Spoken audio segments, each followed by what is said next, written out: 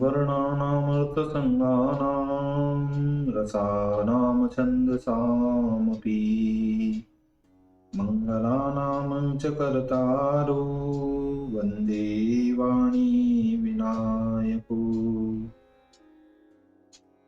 नारायणं नमस्कृत्य नरं चैव नरोत्तमं देवीं सरस्वतीं व्यासं ततो जयमुदीरयेत्।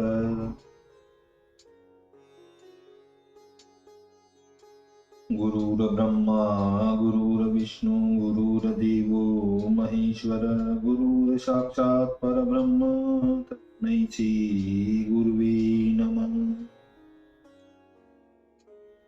बोली सियावर रामचंद्र भगवान की जय, राधावर कृष्ण कन्हैया लाल भगवान की जय, उमा महेश्वर भगवान की जय, गायत्री ब्रह्मदेव भगवान की जय,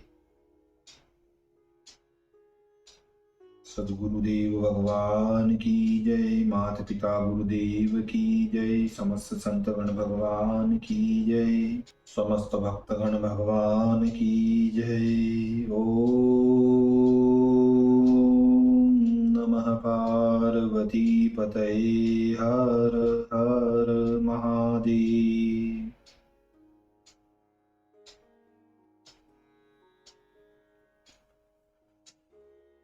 तो मित्रों और आप सभी श्रीमद् भागवत कथा की श्रेष्ठ रसिक जन श्रोतागण, अब तक हमने श्रीमद् भागवत कथा की कथा को प्रवाह रूप से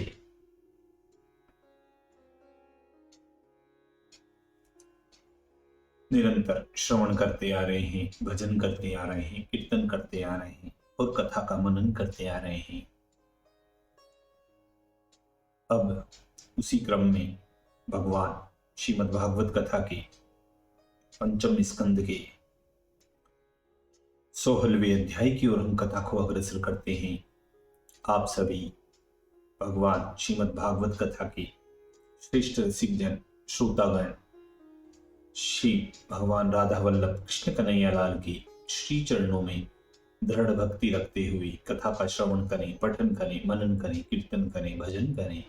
बोली श्री राधावर कृष्ण कन्हैया लाल भगवान की जय। तो कहते हैं कि रचना सकल सुमेरु की 16 में कहो घाय, पृथ्वी रूपी कमल की जुदे कर्णिका प्राय। अनंतर सुखदेव जी से राजा परीक्षित कहने लगते हैं कि हे ब्राह्मण, हे सुखदेव जी, भगवान सूर्य नारायण अपनी किरणों से जहां तक प्रकाश करते हैं और जहां जहां निशानाथ चंद्रमा शुक्ल और कृष्ण पक्ष में तारागणों की सहित दिख पड़ते हैं, वहां तक भूमंडल के विस्तार का विशेष वर्णन आप कर चुके हैं। उतने परिणाम में भूमंडल के मध्य राजा प्रियव्रत के रथ के पहियों से खुदकर 7 समुद्र बने हैं। दूसरे, हे भगवान, अपने इन 7 समुद्रों से ही इस भूमंडल के मध्य का और 7 द्वीपों का संक्षेप मात्र ही वर्णन किया है। इन सब द्वीपों का परिणाम और लक्षण युक्त विशेष विस्तार सहित सब वृतांत सुनने की हमारी अत्यंत अभिलाषा है। हे योगीश्वर, हे योगिन, भगवान की गुणमय स्थूल रूप ब्रह्मांड में लगा हुआ मन भी कदाचित निर्गुण सूक्ष्मतम स्वयं प्रकाश परब्रह्म स्वरूप जो परम पुरुष वासुदेव हैं, उनमें निवेशित होने को सामर्थ्यवान होगा। इसलिए हे गुरु, अनुग्रह करके इस विषय को वर्णन कीजिए। श्री सुखदेव जी राजा परीक्षित से बोले कि हे महाराज, हे राजा परीक्षित, पुरुष यदि देव समान परम आयु को प्राप्त हो तो भी विशेष रचना के नाम और रूप भगवान की माया की विभूति का अंतःमन वचन से जानने को समर्थ नहीं हो सकता। इसलिए प्रधान प्रधान द्वीपों के नाम स्थिरता और चिह्न वर्णन करके ही तुम्हारे निकट भूलोक की सब स्थानों की व्याख्या करेंगे। हे राजन, यह भूमंडल एक बड़े भारी कमल का स्वरूप है। सप्त द्वीप उसकी कोप है। इस सप्त द्वीप रूप कोश के मध्य में मध्यवर्ती कोश जम्बूद्वीप है। यह द्वीप पहला है। इसकी चौड़ाई और लंबाई लक्ष योजन की है। यह जम्बूद्वीप कमल पत्र के समान चारों ओर से गोल है। इस द्वीप में 9 खंड हैं। इन 9 खंडों में प्रद्धाश्व और केतुमाल खंड के सिवाय प्रत्येक का विस्तार 9 सहस्त्र योजन है। यह 9 खंड 8 सीमा पर्वतों से सुंदर भांति से विभक्त किए हैं।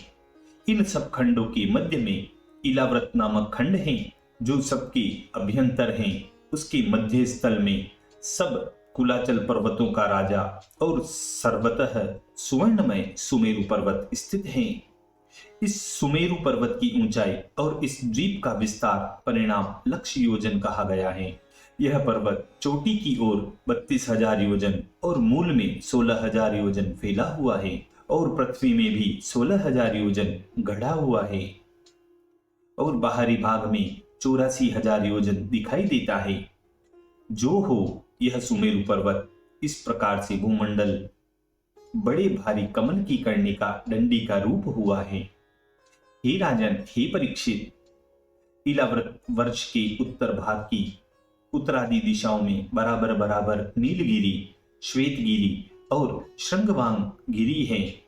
यह तीनों पर्वत यथाक्रम रम्यक वर्ष, हिरण्यमय वर्ष और कुरु वर्ष के सीमा पर्वत स्वरूप हो रहे हैं। यह तीनों पर्वत पूर्व की ओर लंबे हैं। इन तीनों पर्वतों की दोनों कक्षाओं बगल में शार समुद्र तक सीमा है। इनका विस्तार 2000 योजन का है। इन पर्वतों में प्रथम पर्वत की अपेक्षा पिछला पर्वत लंबाई से दशांश से कुछ अधिक भाग में कम है, अर्थात केवल 11 अंश दीर्घता के परिणाम में छोटे हैं। इस प्रकार इलाव्रत वर्ष के दक्षिण में निषद, हेमकूट और हिमालय नामक क्रम से 3 पर्वत हैं। यह तीनों पर्वत पहले कहे हुए नीलादि पर्वतों की समान पूर्व दिशा की ओर लंबायमान हैं और प्रत्येक 10-10 हजार योजन ऊंचे हैं। हे राजन, हे परीक्षित, यह तीनों पर्वत यथाक्रम से हरिवर्ष, किमपुरुष वर्ष और भारतवर्ष की सीमा पर्वत हैं। इस प्रकार से उक्त इलाव्रत वर्ष के पूर्व और पश्चिम दिशा के यथाक्रम माल्यवान और गंधमादन नामक पर्वत हैं। ये दोनों पर्वत उत्तर में नील पर्वत और दक्षिण में निषेधाचल तक लंबे हैं और 2-2 हजार योजन चौड़े हैं। यह दोनों यथाक्रम केतुमाल और प्रद्धाश्व वर्ष की सीमा हो रहे हैं। सुमेरु के चारों ओर मंदर, मेरु मंदर, सुपार्श्व और कुमुद नामक 4 पर्वत रूपी खंभ है। इन पर्वतों में प्रत्येक का विस्तार और ऊंचाई 10-10 हजार योजन है। इन चारों पर्वतों में पूर्व और पश्चिम देश के पर्वत पूर्व पश्चिम को फैले हुए हैं। इन चारों पर्वतों पर 4 ही सुंदर सुंदर वृक्ष हैं। पूर्व दिशा की ओर मंदर पर्वत पर आम, दक्षिण दिशा में मेरु मंदर गिरी के ऊपर जामुन, पश्चिम दिशा की लता में सुपार्श्व भूधर के ऊपर कदम्ब और उत्तर दिशा की सीमा में कुमुद शैल पर वट वृक्ष हैं। यह वृक्ष पर्वतों की ध्वजा के समान दृष्टि आते हैं और 1100 योजन ऊंचे और 1100 योजन उनकी शाखाओं का विस्तार है और 100 योजन की मोटाई है। हे भरतकुल श्रेष्ठ, हे परीक्षित, इन 4 वृक्षों के निकट ही 4 रिद्ध हैं। उनमें से एक में दुग्ध जल, दूसरे में मधुजल, तीसरे में ईख के रस का जल और चौथे में शुद्ध मीठे जल का स्रोत है। इन चारों रिदों के जल में अतिशय चमत्कार हैं। उपदेवता लोग इन रिदों के जल का सेवन करके स्वाभाविक योगेश्वर्य धारण करते हैं। इन स्थानों में ऊपर कहे हुए 4 रिदों के अतिरिक्त 4 श्रेष्ठ उद्यान भी हैं। इन सब के नाम यथा नंदन, चित्ररथ, वे भ्राजक और सर्वतोभद्र हैं। इन सब उद्यानों में प्रधान प्रधान देवता जो देवांगनाओं में रत्न स्वरूप स्त्रियों के पति हैं, वे अपनी अपनी स्त्रियों के साथ मिलकर विहार किया करते हैं। इस प्रकार से विहार करने के समय उपदेवतागण उनकी महिमा गाया करते हैं। मंदर पर्वत के मध्य में देवताओं का जो एक आम का वृक्ष है, वह 11 योजन ऊंचा है। वह वृक्ष के अग्रभाग से सदा अनेक अनेक अमृत तुल्य बहुत मधु मधु फल गिराया करते हैं। यह सब फल पर्वतों की शिखर के समान बड़े बड़े होते हैं। इन सब बड़े बड़े फलों की अति मधुर सुगंधी है, और जब यह गिरकर फटते हैं तब सौरभ सुवासित अरुण वर्ण का रूप होने से, धारा प्रवाह इनका रस ही जल का स्वरूप होने से, उसमें अरुणोदा नामक एक नदी हुई है। वह नदी मंदर पर्वत के शिखर से निकलकर पूर्व की ओर इलाव्रत खंडों को पवित्र करती हुई पूर्व की ओर को चली जाती है। इस जल के सेवन करने से ही भवानी जी की अनुचरी या ज्ञांगनाओं के अंग में सुगंधी हो जाती हैं। उनके शरीर को छूकर पवन में ऐसी सुगंधी हो जाती हैं कि चारों ओर 10-10 योजन तक वह सुगंधी युक्त पवन आमोदित करती रहती हैं। इस प्रकार जम्बू वृक्ष के समस्त फल जो हाथी के शरीर के समान बड़े और कृष्ण वर्ण के होते हैं और जिनकी गुठली अति छोटी होती है, जब वे ऊपर से गिरते हैं तो फट जाते हैं और उनके रस से जम्बू नामक एक नदी उत्पन्न हुई है। वह नदी मेरु मंदिर की शिखर से 10,000 योजन ऊंचे से पृथ्वी पर गिरती है और जिस स्थान में गिरती हैं वह स्थान से अपने दक्षिण में समस्त इलाव्रत वर्ष में व्याप्त होकर बह रही हैं। इस नदी के दोनों किनारों की मिट्टी उसके जल के रस से भीगी वायु और सूर्य की संयोग भली भांति पक जाने पर जम्बू नद नामक महामूल्यवान सुवर्ण हो जाता है। जिस सुवर्ण के देवादी सब ही अपनी अपनी स्त्रियों के साथ मुकुट, कटक, कटी मेखला इत्यादि आभरण आभूषण बनाकर पहना करते हैं। सुपार्श्व पर्वत की कक्षा में महाकबंद नामक जो बड़ा भारी कबंद का पेड़ है, उसकी समस्त कोटरों से 5-5 मधु की धारा उस पर्वत पर से गिरकर अपने पश्चिम की ओर से इलाव्रत वर्ष को अपनी सुगंधि से चारों ओर 100 योजन तक सुवासित कर देती हैं। जो प्रजागण इस मधु धाराओं का सेवन करते हैं, उनकी वदन की सुगंधि के स्पर्श से वायु सुगंधित होकर 100 योजन तक चारों ओर महका करती हैं। इसी प्रकार से कुमुद पर्वत पर शतवर्ण नामक जो वटवृक्ष हैं, उसके स्कंधों से नीचे दही, दूध, घी, मधु, गुड़, अन्न इत्यादि हैं और वसन, भूषण, शयन, आसन आदि समस्त मनोवांछित वस्तु दोहनकारी जो नद इस पर्वत के अग्रभाग से निकलकर अपने उत्तर इलाव्रत देश को महोपकार करके उत्तर की ओर समुद्र में मिल जाती हैं। इस नद नदियों में स्नान करने से वहां रहने वाले प्रजागणों को कभी अंग की विकलता, थकावट, खेद, जरा, रोग, अकाल मृत्यु, शीत व गर्मी के कारण विलावन और विघ्न आदि जो संताप विशेष हैं, वह सब कुछ भी उन्हें नहीं होते। केवल महामुख भोग में ही समय बिताया करते हैं।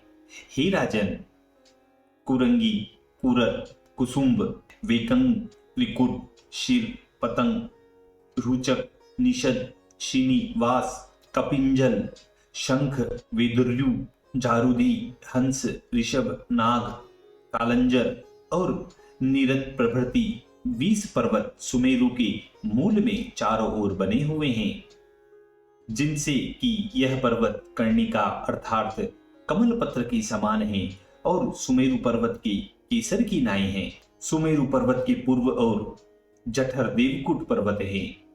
यह दोनों पर्वत प्रत्येक उत्तर दिशा को 18,000 योजन लंबे और 2-2 योजन चौड़े और ऊंचे हैं। इसी प्रकार सुमेरु की पश्चिम दिशा में पवन और परियात्र 2 पर्वत हैं जो दक्षिण दिशा की ओर लंबे हैं। दक्षिण दिशा में कैलाश और करवीर गिरी हैं। यह दोनों पर्वत पूर्व की दिशा को लंबे हैं। उत्तर की ओर त्रिशंग और मकर नाम के दो पर्वत हैं। यह पश्चिम की ओर विस्तृत हैं। इस प्रकार मूल से सहस्त्र योजन परित्याग करके चारों ओर अग्नि की परिधि के समान इन 8 पर्वतों से गिरा हुआ कांचनगिरी अर्थात सुमेरु पर्वत चारों ओर से प्रकाश कर रहा है। इसके जानने वाले पंडित लोग कहते हैं कि इस सुमेरु के मस्तक पर सबसे ऊंची मध्यस्थ स्थल में भगवान आत्मयोनि ब्रह्मा जी की पुरी निर्मित है। उसका विस्तार 10,000 योजन है। वह सुवर्ण की बनी हुई है और चारों ओर समान चतुष्कोण होती हैं। इस पुरी के ऊपरी भाग में पूर्वादि शब्द में क्रम 8 लोकपालों की 8 पुरी बनी हुई हैं।